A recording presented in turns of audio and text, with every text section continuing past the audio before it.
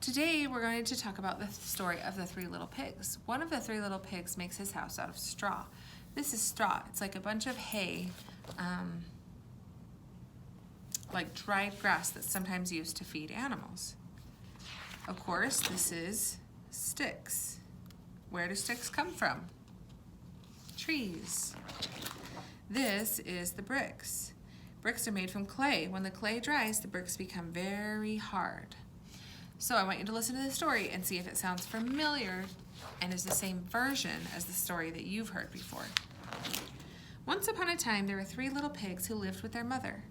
One day, the mother pig said to the three little pigs, "You are all grown up. It's time for you to go out into the world and live on your own." So the three little pigs gave their mother a big hug and a kiss and set out to find their own places to live. They walked down the road and soon saw a man with a wagon full of straw.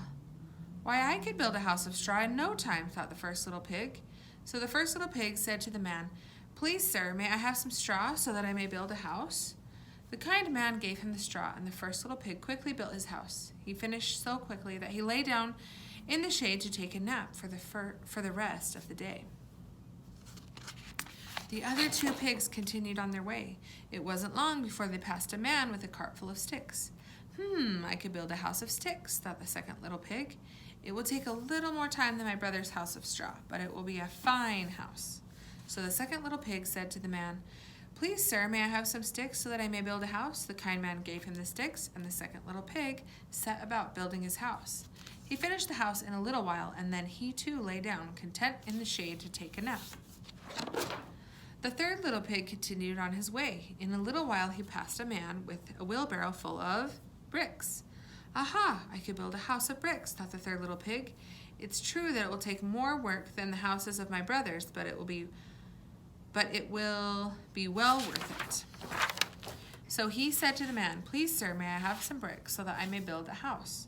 The kind man gave him the bricks, and the third little pig set about his building.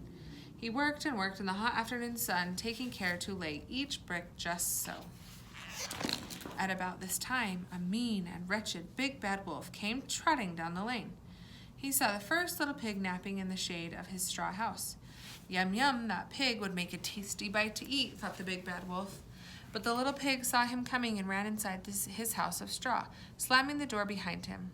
The little pig breathed a sigh of relief because he remembered that his mother had always said that wolves were not to be trusted. Now the big bad wolf knocked at the door and said, little pig, let me come in." "Not by the hair of my chinny chin chin," answered the first little pig. "Then I'll huff and I'll puff and I'll blow your house down," said the wolf. And he puffed and he huffed and he puffed and he blew the house down, and the straw blew everywhere, and the first little pig ran away. Rubbing his stomach and feeling even hungrier, the big bad wolf strolled further down the lane and soon came upon the second little pig napping in the shade of the stick house. The big bad wolf knocked on the door and said, little pig, let me come in." "Not by the hair of my chinny chin chin," answered the second little pig. "Then I'll huff and I'll puff and I'll blow your house down." And as he puffed and puffed and blew the house down, the little pig ran away just in time. Now the wolf's stomach growled loudly. He was feeling so hungry. Soon the wolf came upon the third little pig, who had just finished building his brick house. The little pig looked up. There were his two brother pigs running toward him, and right behind them was the big bad wolf. All three pigs hurried into the house of bricks and locked the door behind them. The big bad wolf knocked on the door and said, little pig, let me come in." "Not by the hair of my chinny chin chin," answered the third little pig. "Then I'll huff and I'll puff and I'll blow your house down," said the big bad wolf. Well, the wolf huffed and puffed, and he huffed and puffed, and he huffed and puffed, but he could not blow down the bricks. "You can't get me. My house is too strong," shouted the third little pig from inside his house. "Ha," said the wolf, "I'm stronger and smarter than you. I'm on my way up the roof, and I'm coming down the chimney to get you." Now the third little pig was no fool. He had already guessed that the wolf might try to come down the chimney.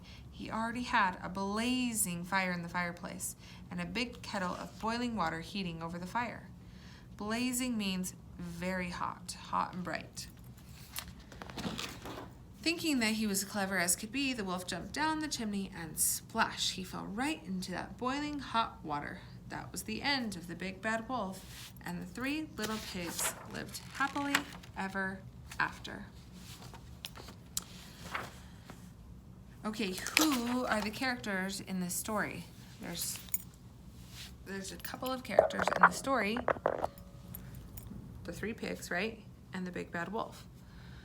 There's a couple other people in the story. They're not main characters because they don't really do that much except for give them the bricks and the sticks and the straw, right? Or the men that they see as they're walking along.